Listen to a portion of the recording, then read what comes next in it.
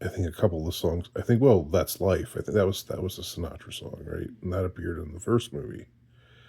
And there are other songs like that, like older songs.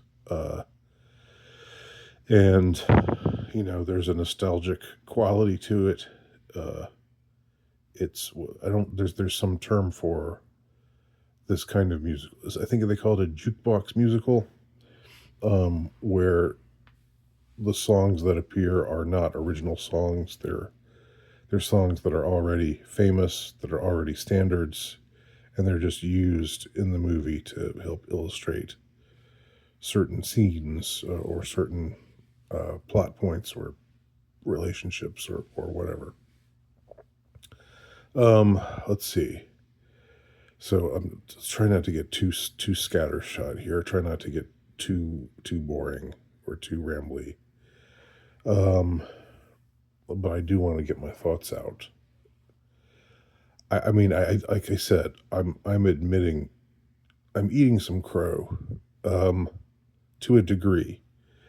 That in that I said I thought this movie was going to be good, and I think it was an ambitious failure. I think they tried to do something original, and I give them props for that. It was ballsy for them to give us the movie that they gave us. Um, and in a way, it's more impressive that they gave us this kind of movie instead of just doing a sort of reiteration of the first movie. Uh, Even though that would have been that maybe would have been more satisfying in a way. Um, in that it would have had the cathartic effect that the first movie had. This movie ends on an anti catharsis. What's it called when you don't have the when you're denied a catharsis? What is that called? That must be called something. Um, so things I liked were exploring the way in which violence is glamorized or crime is glamorized, uh, and how people see, in a society where a society, you know, use that word society again. I guess that's kind of a dank meme now, isn't it, to say society? But you know that we're in a world like Gotham, where there's a lot of dissatisfaction and alienation and real class struggle. Um, you know, there's the haves and the have-nots, and the have-nots are spat on and just left to rot, left to their own devices. And Arthur Fleck is very much in the first movie. He's the lowest of the low. Um, and the movie tried to do something interesting in that when Arthur gets uh, put on trial, his lawyer, who played by Katherine Keener, uh, she's well-meaning. She wants to bring Arthur justice, and she wants people to see him for the kind of ways in which he was forced to suffer in his life, the suffering that he endured, especially even as a boy, which is alluded to, which we find out about in the first movie, and is alluded to even more directly in the second movie, in the sequel. So her defense is essentially an insanity defense. It's saying this man deserves our compassion. he acted out. He became this instrument of vengeance, and he killed a bunch of people, um, who had and who all of whom had antagonized him. Um, and while the murders, of course, aren't justified, her case is that Arthur Fleck is a deeply damaged man, uh, and that the murders need to be seen in the context of the ways in which he's suffered. Um, this was a subtle thing, but something that I liked early on. There's a reference to Arthur Fleck. He killed five people, and then I was thinking to myself, five people. Wait, there's the three men in the train. There's Murray Franklin. There's the guy that he worked with. The jerk, the crappy guy that he worked with, whose head he bashed into the wall. Is when he killed the most gruesomely. So, but then there's his mother, who he ended up smothering in her hospital bed after he found out that she had what she'd done to him, um, and how she had been complicit in his abuse. But they never. But so he actually killed six people, but they never knew that he killed his mother, and that was like something that was interesting that they alluded to early on, and then eventually there's sort of a payoff when Arthur is approached by Lee, the Lady Gaga character, the Harley Quinn character, the one who transforms into Harley Quinn eventually. Um, who's Harley Quinn to Arthur's Joker. So anyway, the movie is interesting in that in okay, it's showing how but in this lawyer trying to show how much Arthur Fleck was abused and mistreated, um, how it sort of is humiliating for him, and that it exposes his weakness in a way that he doesn't want to do. So that's why he eventually fires his lawyer and becomes his own defense.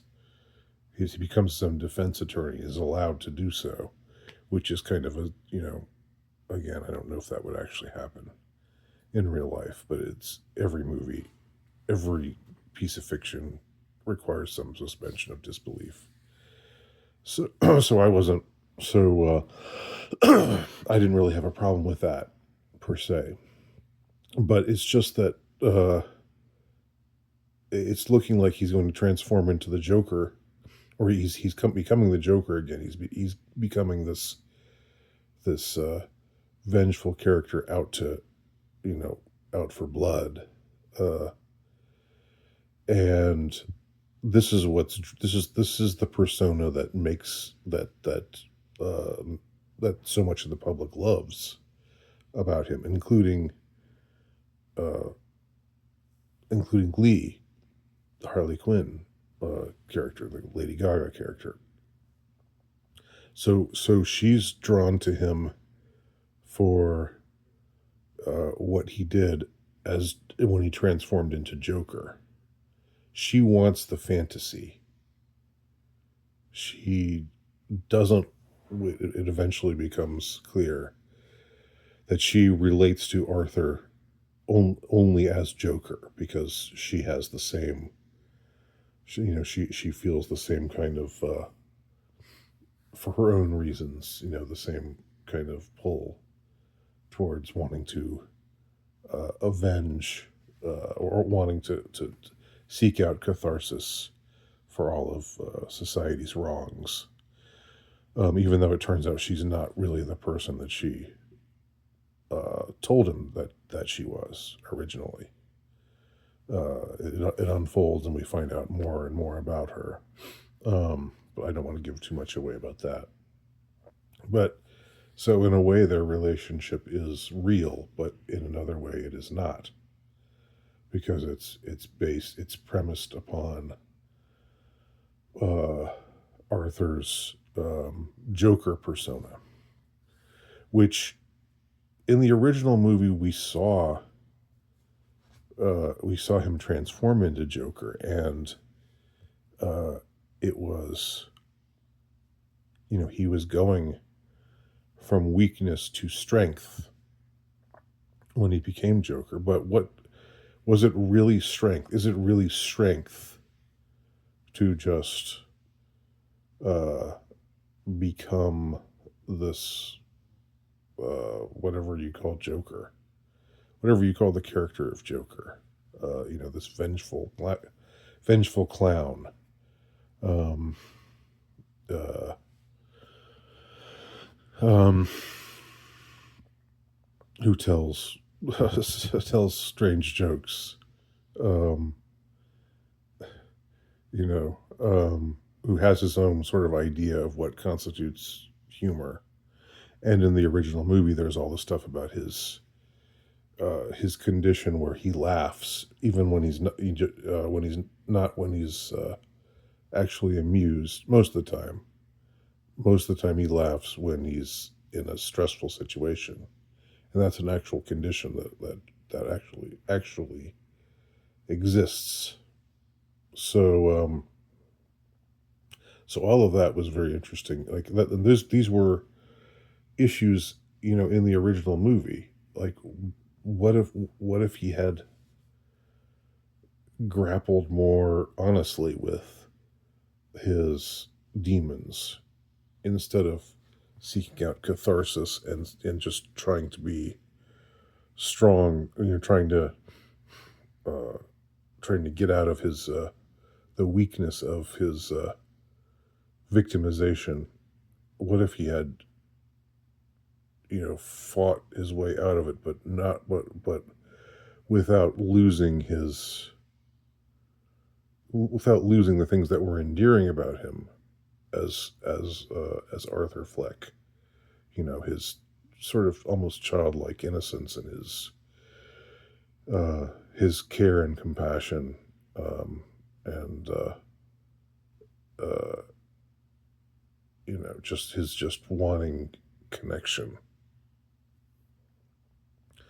What if he had just stayed in that? It's sort of like, and the sequel has him eventually, questioned, saying, "I don't want to be the Joker." Like at first, she kind of seduces him into becoming the Joker, but at some point, he realizes, he changes his mind, and he realizes, I don't want to be the Joker. I just want to be, I don't want to put up this front anymore. Um, but is that defeat? See, it plays like defeat. It shouldn't, but it does, and it makes him lose, uh, you know, the love of Harley Quinn, and the love of, it makes others just turn against him when he refuses to be his Joker persona. Um,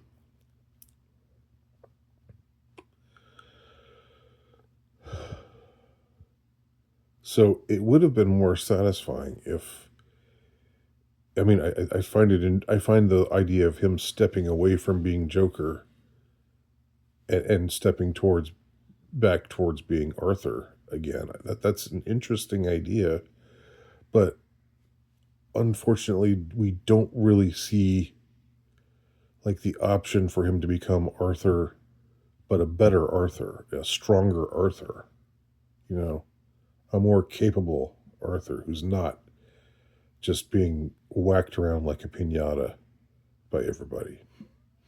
Arthur who's taken control of his life, uh, but who hasn't transformed into this caricature uh, of vengeance, which is Joker, his Joker persona.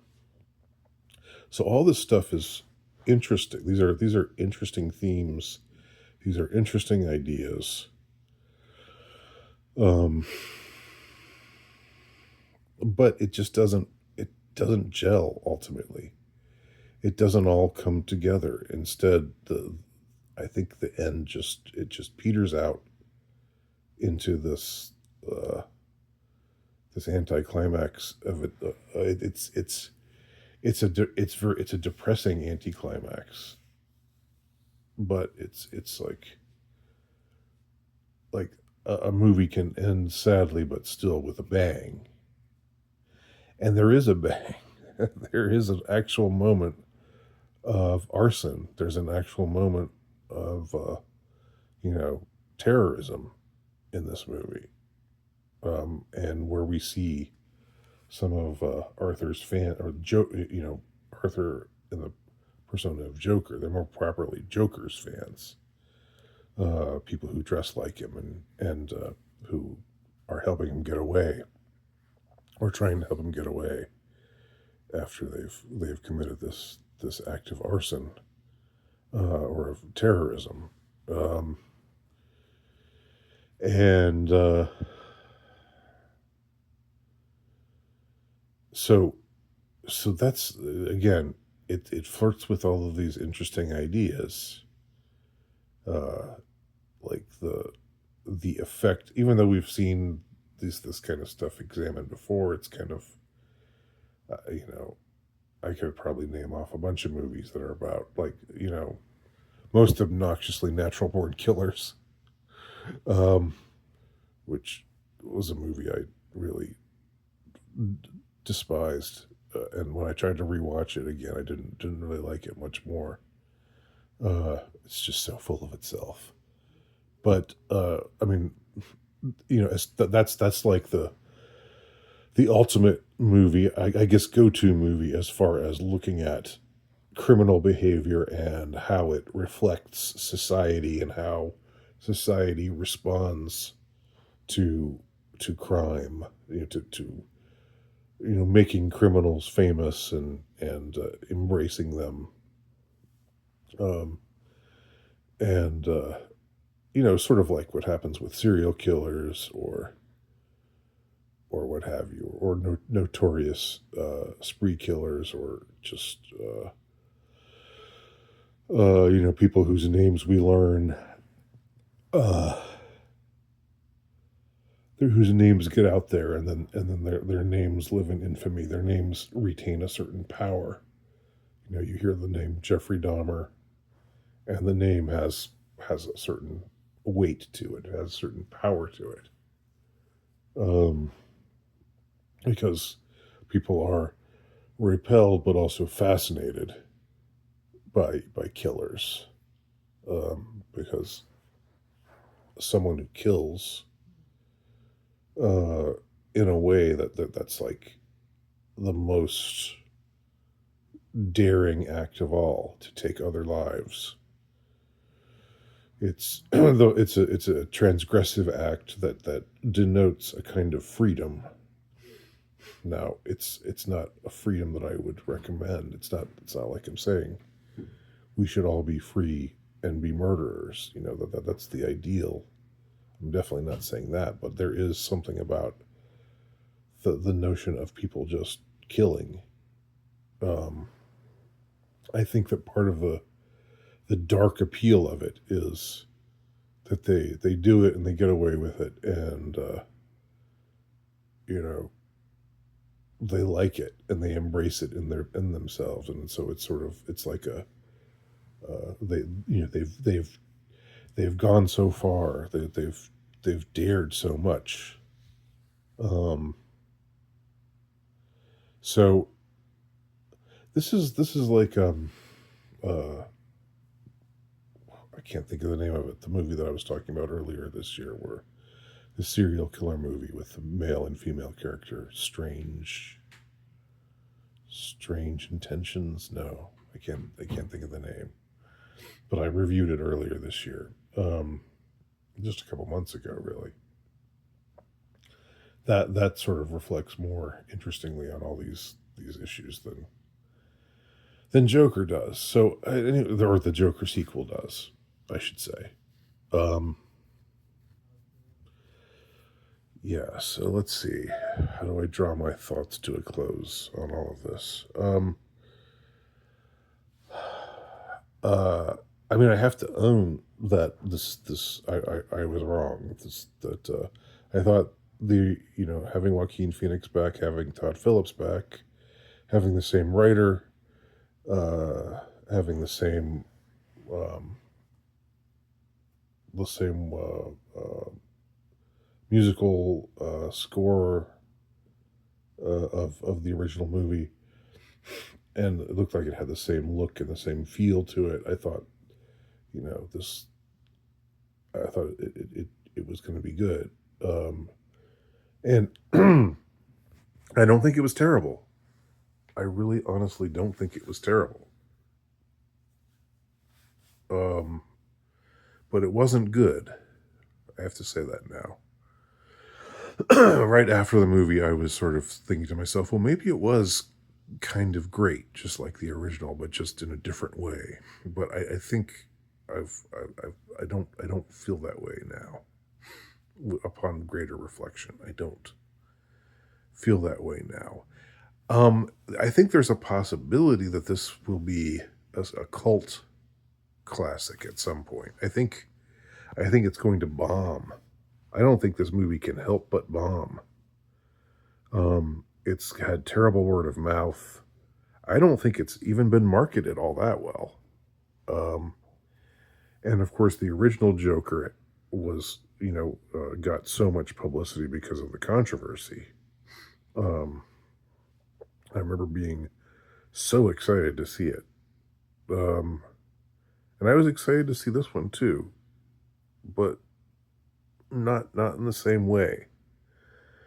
And as I was, we were talking, as I mentioned in the earlier video, with how I saw the first Joker with Hannah, my daughter, 5 years ago on Thursday, October 3rd.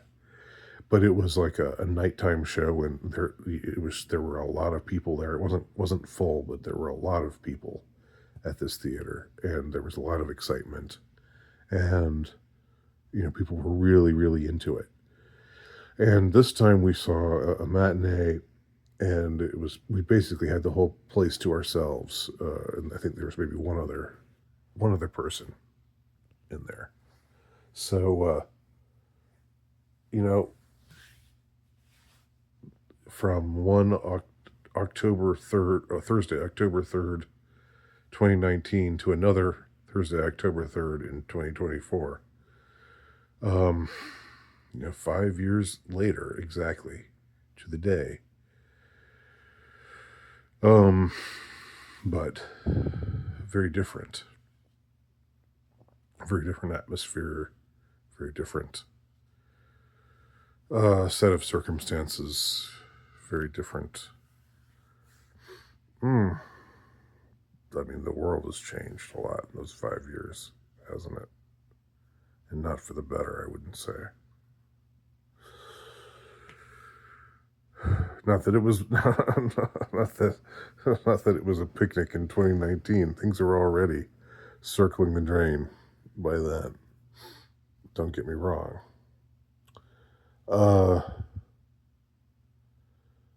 So one thing that one addendum that I will make is I find it really annoying that some are trying to frame, some of the detractors of the current Joker are trying to frame it as, like in terms of wokeness. There's nothing woke about this sequel. It's not woke. All right. It's not, like the original Joker was based, but they decided to make a sequel and make it woke, and to apologize for the baseness of the original movie. And it's not, I don't think they're having a laugh at you. I don't think they're saying, all the things that you sympathized with in the first movie, now we're just shoving it in your face and telling you were wrong. I don't. It's not animated by that kind of spirit. Um, and I hate how everything is put through that lens. I hate wokeness. Don't get me wrong. I'm against woke, totally. But there are also some people who just see woke in everything, and it's not in everything. And this movie, the reason why this movie uh, is why it doesn't succeed in being good is not because they took Joker and made it woke. All right, that's not the reason. Um,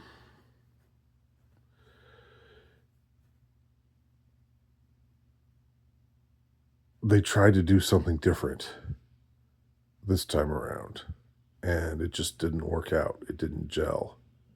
And I think, you know, I think that I wish they'd stuck to their guns and just said, no, we're not doing a sequel. No sequel. We've got the full and complete story. It's enclosed. It's self-contained. We don't have to talk about. There's no. There's no story file, or we'll leave you to speculate as to what happens to all the characters after the story that we tell you in the original movie. I wish that Todd Phillips and Joaquin Phoenix had stuck to their guns, because I really don't think they intended for there to be a sequel. And it was only the enormous financial success of Joker that made the sequel uh, almost inevitable. But now the it's going to flop. It was made for a ton more money, and I don't know how much it's going to manage to rake in, but there's no publicity around it. Word of mouth is terrible. I think it's going to crash and burn. And maybe someday in the future it'll be revived, and there'll be a sort of cult following surrounding it, because I think there are things that are fascinating about this movie, and even in its failures, it's a fascinating failure. So those are my thoughts on Joker. Folie à deux. Have you seen it? If you've seen it, tell me your thoughts below.